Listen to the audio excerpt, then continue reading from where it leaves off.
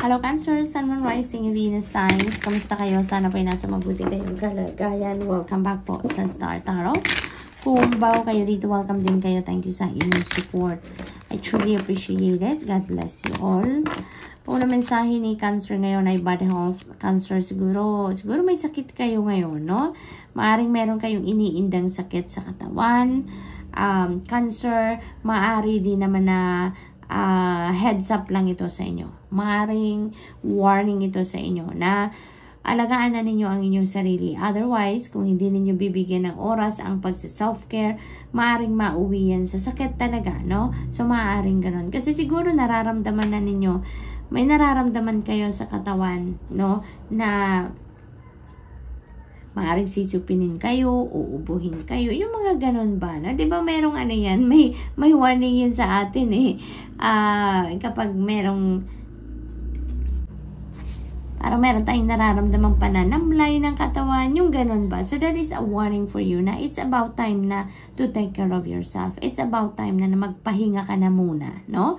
And get back to your and magpaka-healthy ka muna. So, pahinga, no? Kumain ng maayos, magpa-check up kung kailangan magpa-check up, yung mga ganun ba, Cancer, para hindi na lumala, hindi na matuloy ang kung ano man yan, nararamdaman ninyo if there is any. Okay? Of course, this is not going to resonate with everyone. So, just take as it resonates, Cancer.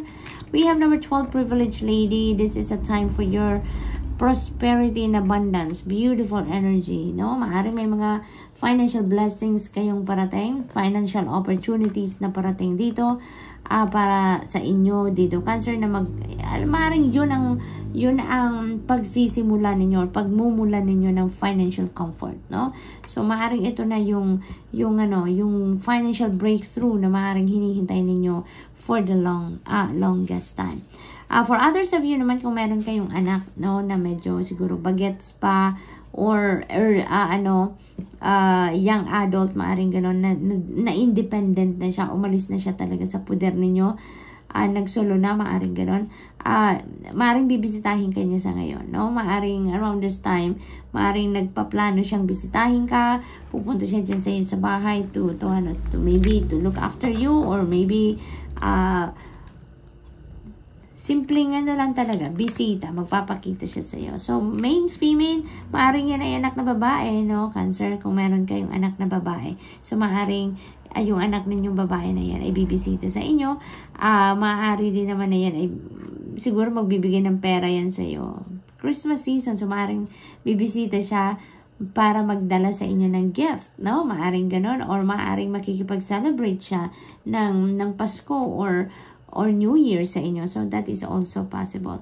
It is also possible that this is you, Cancer, no? Maaring kayo din ito. Or maybe, someone, no, na female that you are going to be dealing with.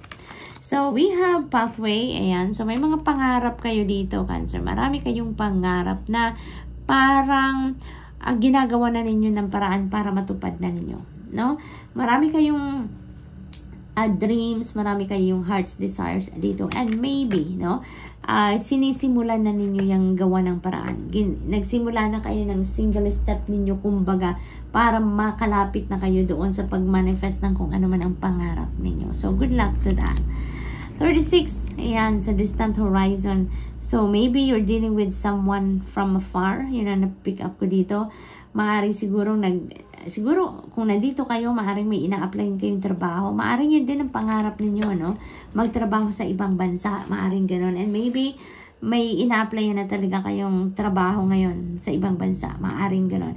Maybe ang iba sa inyo magta-travel na talaga papuntang ibang bansa, maaari din ganun ang ganap dito, no? Maaari din na yung ano ninyo talaga, yung ginagawa na ninyo ngayon ng paraan is yung dream ninyo na siguro magtrabaho talaga sa ibang bansa, mag-migrate sa ibang bansa. So, maaaring yun talaga ang pinapangarap ng iba sa inyo dito. Number 19, Coffin. Ayan, this is, an ending and a new beginning energy.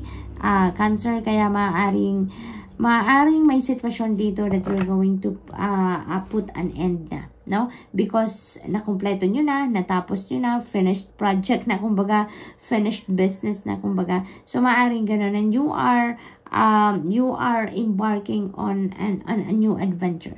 You are embarking on a new endeavor, no? So, maaaring ganun ang ganap dito for some of you. So, maybe this is a job that is ending, no? Kasi kung aalis na kayo, maaaring magtatrabaho na kayo abroad, maaaring yun ang tatapusin na ninyo dito, yung trabaho ninyo dito. So, that is also possible. So, good luck, Cancer. That's all I have for you for today. Thank you for watching. Love and light. Namaste. Hello, Scorpio, Sun, Moon, Rising, and Venus signs. Kamusta kayo? Sana po yung nasa mabuti kayong kalagayan. Welcome back po sa Star Tarot. Kung bago kayo dito, welcome din kayo. Thank you sa inyong support. I truly appreciate it. God bless you all.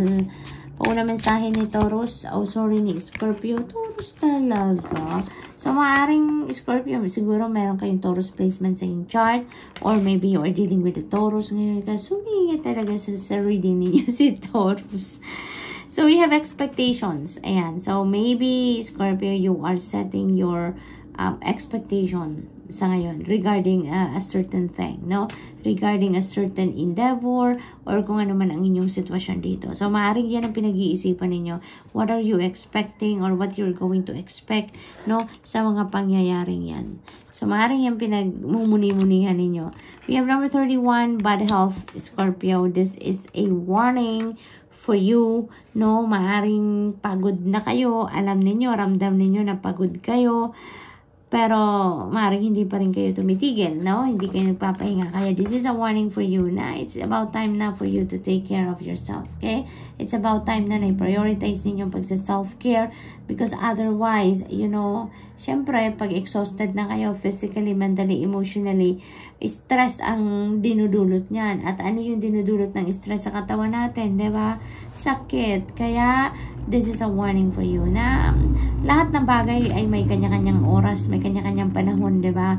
There is time for your obligation, for your job, for your work, for your relationships. There is also a time for self-care, no?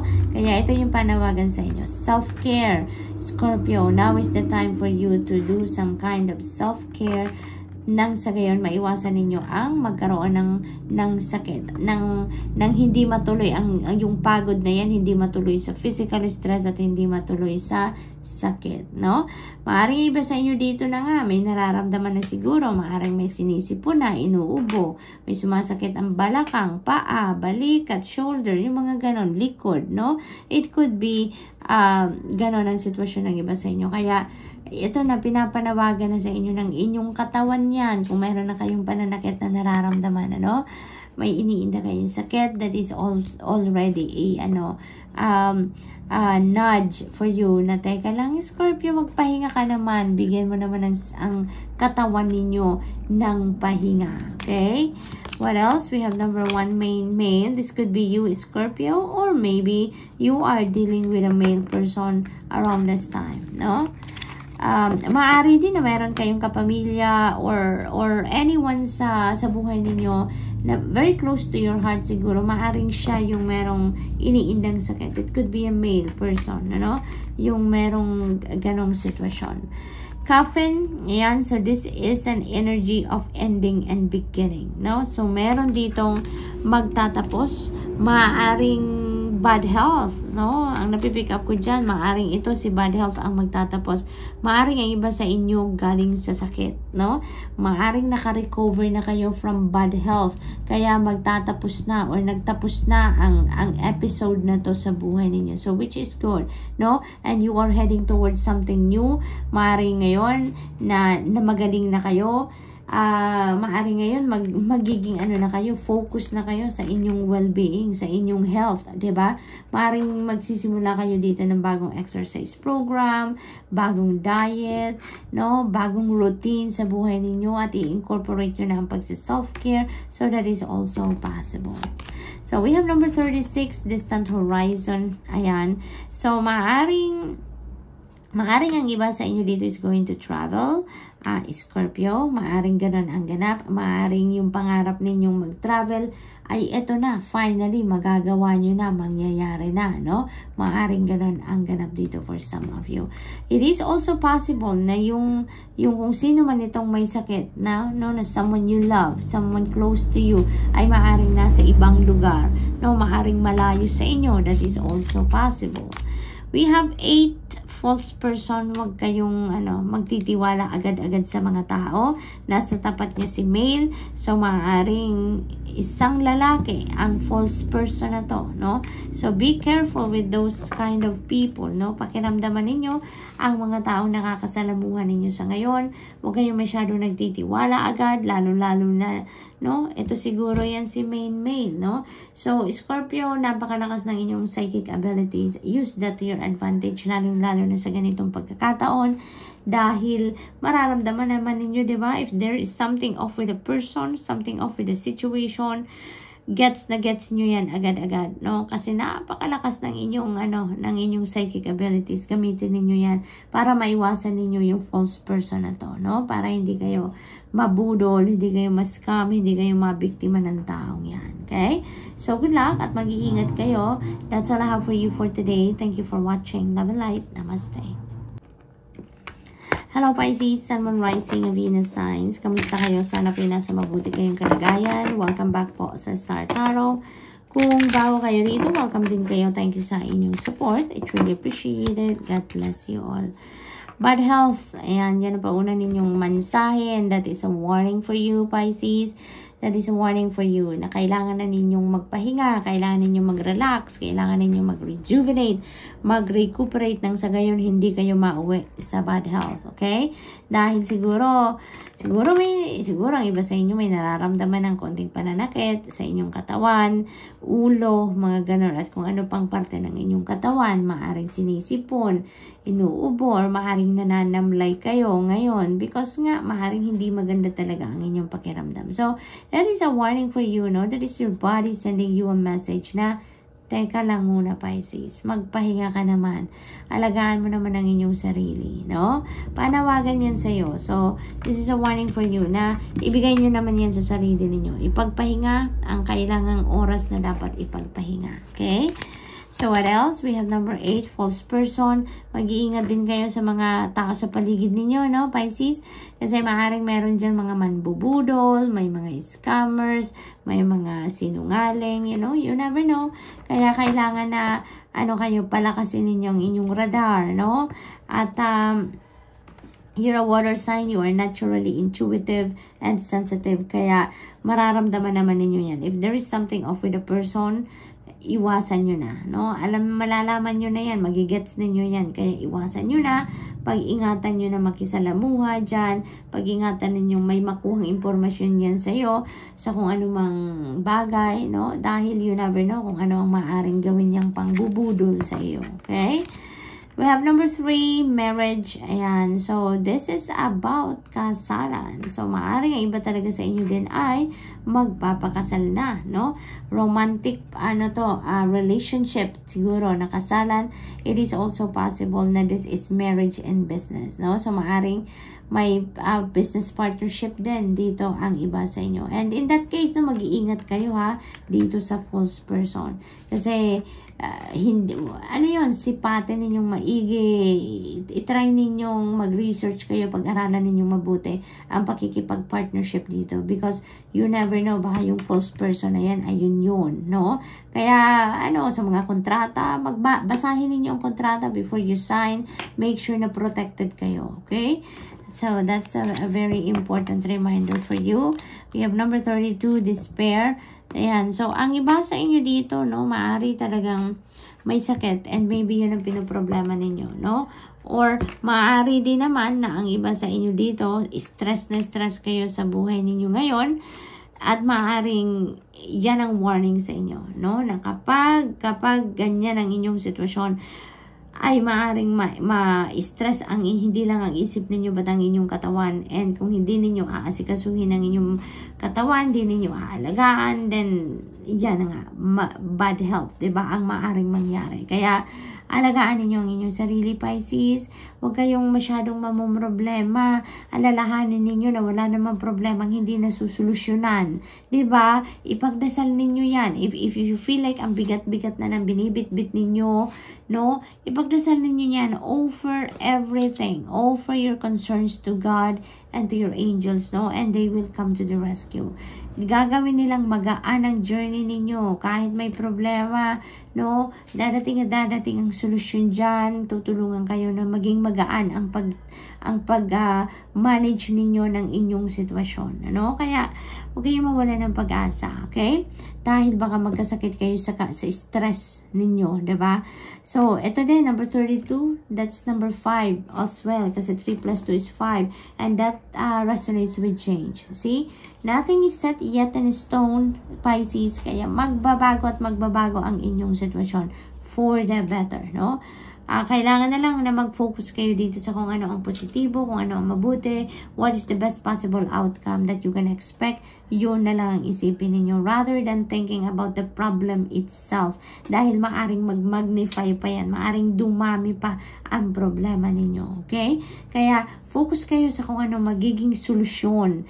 Ano ang magagawa ninyo para mabago ang inyong sitwasyon for the better. Doon na lang, no? Kasi alam niyo na kung ano ang problema, alam niyo na kung ano yung challenge na yun sa buhay ninyo. So, it's about time na pag-isipan na lang ninyo kung ano ang magagawa ninyo para ma-solve ang problema ninyo. Okay? So, moving forward, dapat, no? Umalis kayo dyan sa stagnant energy. Ayan, so we have 19 coffin. Ayan, this is good. This is good.